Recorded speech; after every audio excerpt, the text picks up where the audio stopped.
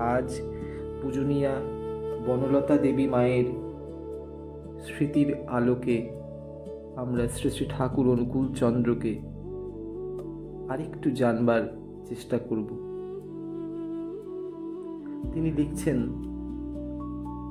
আমরা শিশুকাল থেকেই শ্রী শ্রী ঠাকুর অনুকূল চন্দ্রকে দেখেছি। পুতুল খেলার বয়স থেকে তাঁর সাথে থাকা, চলাফেরা করেছি, মালা গেঁথেছি, সুতো ধরে দেখিয়ে দিয়েছেন, গান গেয়েছি, কাছে বসিয়ে শুনেছেন, পড়েছি, কতদিন পড়িয়েছেন। এক রাত্রে একখানা গ্রামারের ছক তৈরি করে কত কম সময়ে, কত সংক্ষেপে গ্রামারখানা আয়ত্ত করা যায় শিখিয়েছেন। খেয়েছেন, নাড়িয়ে দেখেছি, খাইয়েছেন, তাও দেখেছি। মানুষ তো দূরের কথা, একটা বিড়াল, একটা ছাগলকে কত যত্নে, কত সোহাগ করে খাইয়েছেন। ছাগল নাম তার হৃদয়। খাবার সময় না আসলে হাত তুলে বসে থেকেছেন। লোক ছুটত হৃদয়কে খুঁজতে, ওকে না দিয়ে খাবেন না যে। হেঁটে চলেছেন, থমকে দাঁড়ালেন, পাছে চাপা পড়ে, এক সারি পিঁপড়ে চলছে যে। কত আর বলবো তাঁর ভালোবাসার কথা। মানুষ, জীব জন্তু, কীট পতঙ্গ তো আছেই, গাছপালার উপরও তাঁর ভালোবাসা কম ছিল না। চারিদিকে ঘর, দালান কোঠা তৈরি হচ্ছিল নানা কাজের জন্য। নফর ঘোষ ভাবলেন, যিনি অত সব করাচ্ছেন তাঁর নিজের থাকবার কোনো উপযুক্ত ঘর নাই। নফর ঘোষ তাঁর ঘর তৈরি করতে মনস্থ করলেন। যে জায়গায় ঘর তৈরি করা ঠিক হলো সেখানে একটি গাব গাছ পড়ে। গাছটি না কাটলে ঘর করা সম্ভব নয়। তিনি বললেন, গাছ কেটে ঘর করা কিছুতেই ঠিক নয়। আজ এখানে, কাল সেখানে, এমনিভাবেই তিনি বাস করতেন। কোনোদিন চট দিয়ে ঘেরা ছাপড়ায়, কোনোদিন বা পদ্মার চরে তাঁবু খাটিয়ে তারই তলায়। গাছ কাটলে তিনি ব্যথা পান, তাই গাছটি রেখেই বাড়িখানা করা হলো। বাড়িখানা খুবই ছোট হলো। দুখানা শোবার ঘর, একখানা ভাঁড়ার ঘর। শোবার ঘরের চারপাশ দিয়ে বাঁধানো বারান্দা, রান্নার দিকে বাঁধানো ছোট উঠোন। রান্নার যাবতীয় ব্যবস্থার জন্যই এই উঠানটুকু। উত্তরের বারান্দায় সকলের খাবার ব্যবস্থা করা হতো, আর এক কোণে একখানা ইজি চেয়ার পাতা, তিনি এসে বসবেন। পূবের বারান্দায় ছোট্ট একটি আম গাছ, পশ্চিমের বারান্দায় একটি অতি পুরাতন গাব গাছ। যে গাছটি কাটা যাবার ভয়ে একদিন এ বাড়িখানা এখানে করাই তাঁর ইচ্ছা ছিল না। তাই নফর ঘোষ গাছটি রেখেই তাঁর বাড়িখানি করেছিলেন। দক্ষিণের বারান্দায় তাঁর খাবার জায়গা করা হতো। এই বারান্দার সামনে একটু মাটির উঠোন, এক কোণে একটি পেয়ারা গাছ, তার গা ঘেঁষে দুটো স্যানিটারি পায়খানা। বাড়িখানি দেয়াল দিয়ে ঘেরা। যে বাড়িখানা শুধু তাঁর থাকবার মতো করে করা হয়েছিল, সেখানে অনেক লোকের খাবার ব্যবস্থা করতে হয়েছে। এই অল্প জায়গাটুকুতেই শ্রী শ্রী বড়মা সব কিছু শৃঙ্খলার সঙ্গে করে চলেছেন। কাউকে কোনো অসুবিধার কথা টের পেতেও দেন না। নীরবে স্বামীর আদেশ পালনই তাঁর সাধনা। খাবার লোক ক্রমশ বেড়ে চলেছে, জায়গায় আর কুলায় না। পুরাতন গাব গাছটা অনেকখানি জায়গা জুড়ে রেখেছে। সবাই ভাবে গাছটা না থাকলে অনেক সুবিধা হতো। শ্রী শ্রী বড়মা ডুব দিয়ে স্নান করতেই ভালোবাসেন। তোলা জলে স্নান করে তেমন শুদ্ধ মনে হয় না। 1 মাইল চর পার হয়ে তিনি নদীতে স্নান করতে যেতেন। এ তাঁর দৈনন্দিন ব্যাপার। কিছু সময় লাগে স্নান সেরে ফিরতে। আজও স্নান করতে গিয়েছেন পদ্মায়। এই অবসরে একজন মনের ইচ্ছাটাকে কাজে পরিণত করে বসল। অনেকখানি জায়গা পাওয়া গেল, ফাঁকা হলো খানিকটা। শ্রী শ্রী বড়মা পদ্মা থেকে নিয়ে এসে ড্রামে রাখা জল এক মগ তুলে নিয়ে সিঁড়িতে দাঁড়িয়ে পা ধুতে ধুতে দেখলেন সব। অজানা আতঙ্কে বুকটা কেঁপে উঠল। চিন্তিত হয়ে রইলেন। অল্পভাষী তিনি চিরদিনই। কিছু বললেন না। ভিজে কাপড়খানি ছেড়ে পান একটি মুখে দিলেন। অপেক্ষায় রইলেন স্বামীর আগমনের। খাবার সময় হয়ে এসেছে। ক্রমশ বেলা বেড়ে উঠল। শ্রী শ্রী ঠাকুরের স্নানের সময় হয়ে এলো। তিনি মাতৃমন্দিরের বারান্দায় একখানা চৌকিতে বসে আলাপ আলোচনায় ব্যস্ত। বেলা হয়েছে দেখে জনতা এক এক করে উঠে পড়তে লাগল। হরিপদ সাহাদা তামাক সেজে নিয়ে দিলেন তাঁর হাতে। তিনি স্মিতহাস্যে হাত বাড়িয়ে নলটা নিলেন হরিপদ বাবার হাত থেকে। বললেন, হরিপদর টিংটিঙে শরীর হলে কি হয়, করে আমার জন্য খুব। অত বড় চৌবাচ্চা একলাই জল তুলে ভরে ফেলে। ওখান থেকে উঠে জালের ঘরে পায়খানা সেরে মার চৌবাচ্চায় স্নান করলেন। স্নান সেরে কালো পেরে শান্তিপুরে ধুতিখানি পরলেন।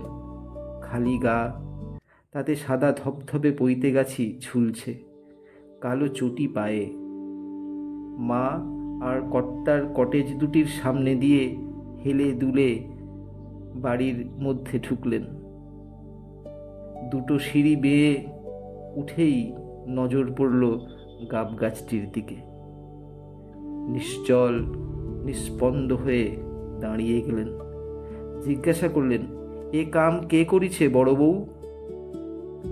শ্রী শ্রী বড়মা বললেন, পদ্মায় নাবের গিছিলাম, আসে দেখি এই কাণ্ড, না জানাই গাছটা কাটিছে।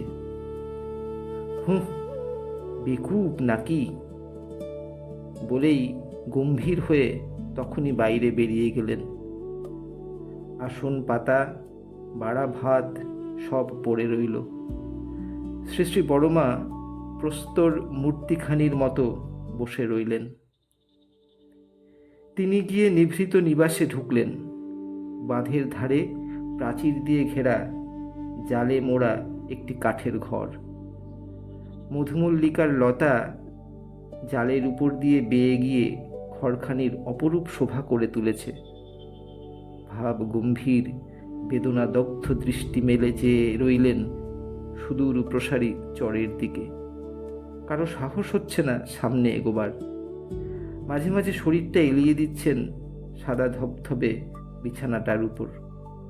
এদিক সেদিক দু একজন বসে আছেন নির্বাক হয়ে। একটু তামাক সুপারি দেবারও সাহস হচ্ছে না কারো। খাবার তাগিদ দেওয়া তো দূরের কথা, বাড়ি শুদ্ধ সবাই উপসী। বেলা পড়ে গেছে। শ্রী শ্রী বড়মা বললেন, দেখে আয় তো তিনি কি করছেন। এক পা দুপা করে নিভৃত নিবাসে ঢুকলাম। ভয়ে ভয়ে একটা দরজার পাশে গিয়ে দাঁড়ালাম। সাহস হচ্ছে না কিছু বলার। ভাবছি দাঁড়িয়ে দাঁড়িয়ে ম্লান মুখখানার দিকে চেয়ে, কি দরদ প্রত্যেক জীব জন্তু গাছপালার জন্য। একটা আধমরা গাছের ডালপালা কাটা হয়েছে, তার জন্য সারাটা দিন না খেয়ে থাকলেন। অস্তমিত সূর্যের রশ্মি বালুচরে পড়ে ঝিকমিক করে উঠছে। রং বেরঙের নানা পাখি আপন বাসার দিকে ছুটছে। ঝিরঝিরে বাতাস এসে কাঠের ঘরটায় লাগছে। এমন সময় পাশের বাড়ির হেম চৌধুরী মহাশয় এলেন, হাতে একটি ডাব। বললেন, অনুকূল, সারাদিন না খেয়ে আছো, এতে যে শরীর খারাপ করবে, কিছু খাও। তিনি ব্যস্ত হয়ে বিছানার উপর উঠে বসলেন।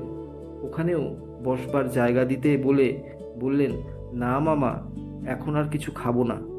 এখন খেলে আরও অসুস্থ হয়ে পড়ব। মন বাদ দিয়ে কি শরীর সুস্থ রাখা যায়?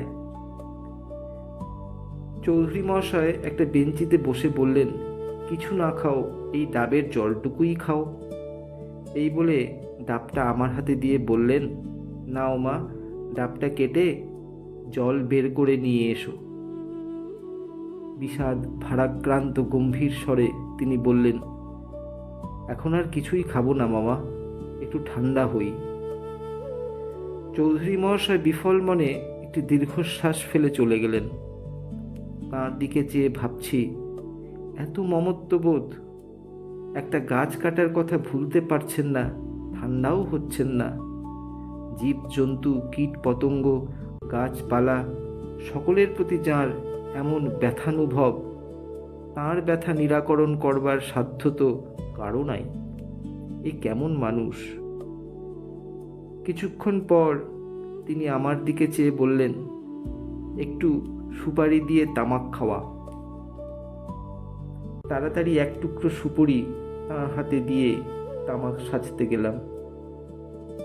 মনে হতে লাগলো, দুনিয়ায় যখন এমন দরদি মানুষ আসেন, যার সঙ্গে আর কারো মেলে না, তখনই বুঝি কবি গেয়ে থাকেন, এসেছে মজার মানুষ, মানুষের সাথে তাঁর মেলে না।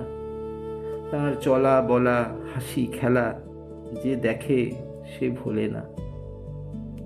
শ্রী শ্রী ঠাকুর ছিলেন ঠিক এমনই একটি মানুষ। দেওঘর আসার পর আরেকদিন একটা ঘটনার কথা মনে পড়ে। তিনি রোজ সকালের দিকে কেষ্ট বাবা এবং অনেক ছেলেদের নিয়ে ঠাকুর বাংলার চারিদিক দিয়ে ঘুরে বেড়াতেন। সেদিনও বেড়াতে বেরিয়েছেন। হঠাৎ নজর পড়ল একটা আম গাছের দিকে।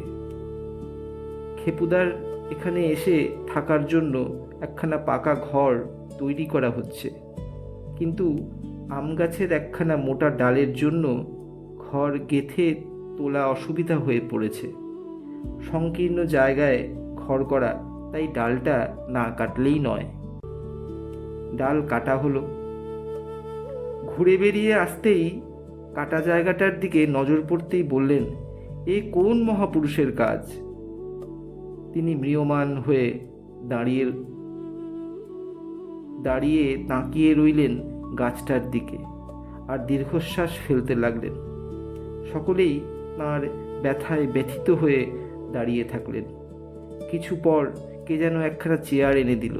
তিনি বসলেন। বললেন, খড়, গোবর আর মাটি দিয়ে জায়গাটা বেশ করে বেঁধে দাও। অন্য কোনো ওষুধও এগুলির সঙ্গে দিতে বলেছিলেন মনে হয়। আর বহুদিন সে রাস্তা দিয়ে বেড়াতে যান নাই। মাঝে মাঝেই জিজ্ঞাসা করতেন, গাছটার নূতন পাতা গজায়নি? যেদিন শুনলেন নূতন পাতা গজিয়েছে, আনন্দে উৎফুল্ল হয়ে বললেন, তামাক খাওয়াও। তিনি ব্যাকুল ব্যথাতুর হৃদয়ে শুধু বলেছেন, বাঁচা এবং বাড়াই একমাত্র ধর্ম। এমন জীবন দরদি মানুষ যখন আসেন, তিনি শুধু এই কথাই বলেন, মরো না, মেরো না, পারো তো মৃত্যুকে অবলুপ্ত করো। আজকের মতো এখানেই শেষ করছি। আবারও দেখা হবে ইতিকথায়। সঙ্গে থাকতে ইতিকথাকে সাবস্ক্রাইব করুন, আর ভালো লাগলে কথাগুলো আপনজনদের মাঝে ছড়িয়ে দিন। জয় গুরু।